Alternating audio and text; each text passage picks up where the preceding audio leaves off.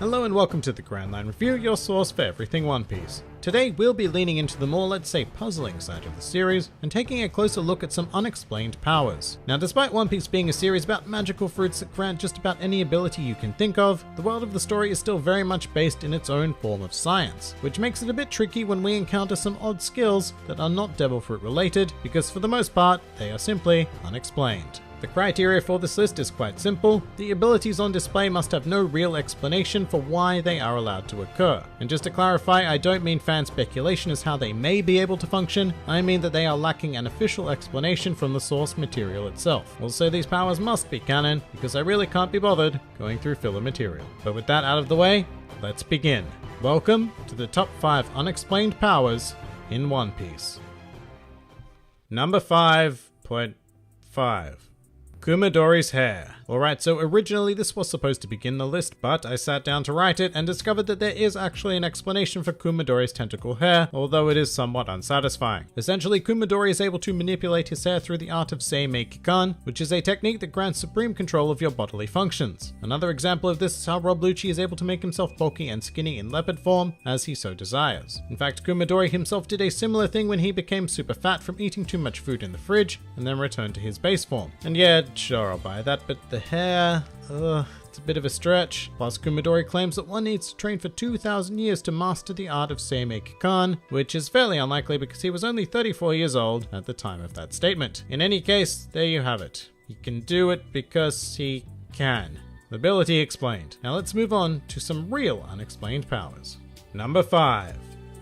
Miss Golden Week's painting. As by far the earliest skill showcased in the series on this list, you'd be forgiven for misremembering this and actually thinking that Miss Golden Week had eaten a devil fruit, because essentially she is able to use the power of painting in order to access a wide variety of extremely effective results, such as making someone laugh uncontrollably, betray their friends, or even calm down for a nice picnic. Miss Golden Week does this with what appears to be normal paint, so what's the deal? Well, the closest thing we have to an explanation is that Miss Golden Week is able to use her skills as a quote-unquote realist painter to have such an impact on people that they have an entire personality change. By the way, here is Miss Golden Week's words side by side with an actual realist painting. Yes, I know it is very difficult to tell the difference, but the key is to identify the piece of art that makes you feel something along the lines of complacency while all your friends are being suffocated in wax. Once you have that feeling, you'll know which one is Miss Golden Week's work. But yeah, this is a pretty absurd ability, and one that remains quite unexplained.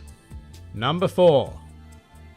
Madame Charlie's future sight. Alright, mermen have a whole host of crazy powers, one of which is being able to communicate with fish, but hey, they are fish, so seems legit. Something that seems significantly less legit is the capability to actually see the future. Oh, but I mean, unless you're this guy. But even then, Katakuri could only see the future for a handful of seconds. Charlie's power is completely different. Using the fortune teller classic crystal ball, which may or may not be a pearl, as a medium, Charlie can predict future events with 100% accuracy. While she can't predict when they will happen, only that they will most certainly occur at some stage. Using this ability, Charlie was able to predict the dawning of the Great Age of Piracy, as well as Whitebeard's death at Marineford, and finally, that a man in a straw hat will destroy Fishman Island. That last one has yet to come true, but given Charlie's previous track record, things aren't looking too great for Fishman Island. Just as with every other ability from here on out, there is no attempt whatsoever to explain it. Charlie just has it. No devil fruit, no haki, just a crazy power completely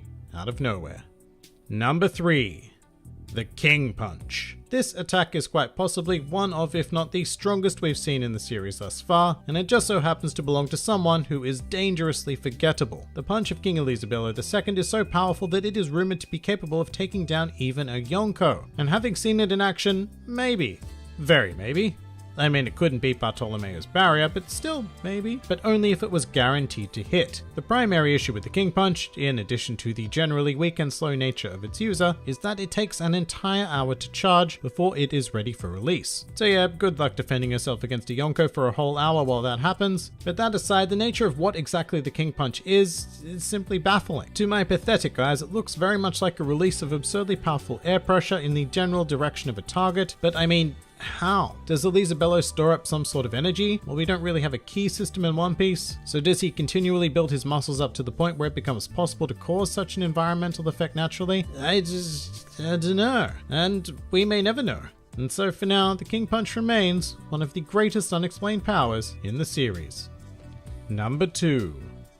Ashura. Since the early days of One Piece, Zoro has been consistently referred to as a demon or possessing the aura of a demon. Generally, I always read this as Zoro's enemies simply being intimidated by him. However, when you grow 2 extra heads, 4 extra arms, and 6 extra swords, then I might need to sit down and take the time to reassess that thought. In any standard shonen series, explaining Ashura is fairly simple. It's a manifestation of Zoro's aura sculpted into a convenient form for use in combat. The problem is that aura isn't really a thing in One Piece. I mean, the closest thing we have is Haki, and Oda has gone to great lengths to designate a mere 3 different types, none of which are in any way similar to whatever the hell Ashura is. Although the most maddening thing about Ashura is that it was introduced comparatively early on in the series, and we're now 500 chapters on, and we know exactly as much about it as we did back then. I guess then again, if we did know much more about it, then it probably wouldn't be unexplained and I'd have to find something else to fill the number 2 spot. And really that sounds like a lot of effort right now, so I'm just going to be thankful for now as we move on to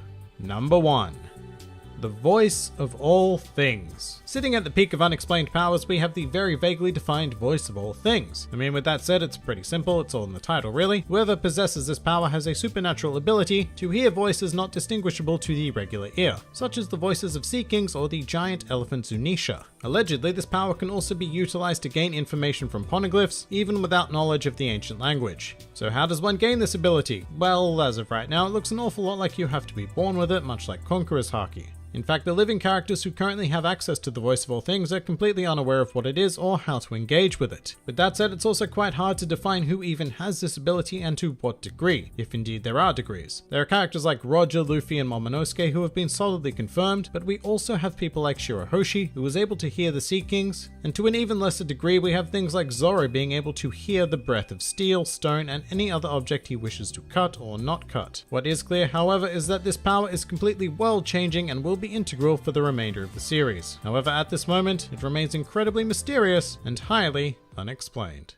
And that pretty much does it for the top 5 unexplained powers in One Piece. If you enjoyed this video, then feel free to like, favorite, or subscribe, and if you are in any way keen on supporting this independent channel, then please do check out my Patreon, Discord server, or Twitter, the links to which are in the handy description below. And finally, please do comment with your own favorite unexplained powers in the series. This has been the Grand Line Review, and I'll see you next time.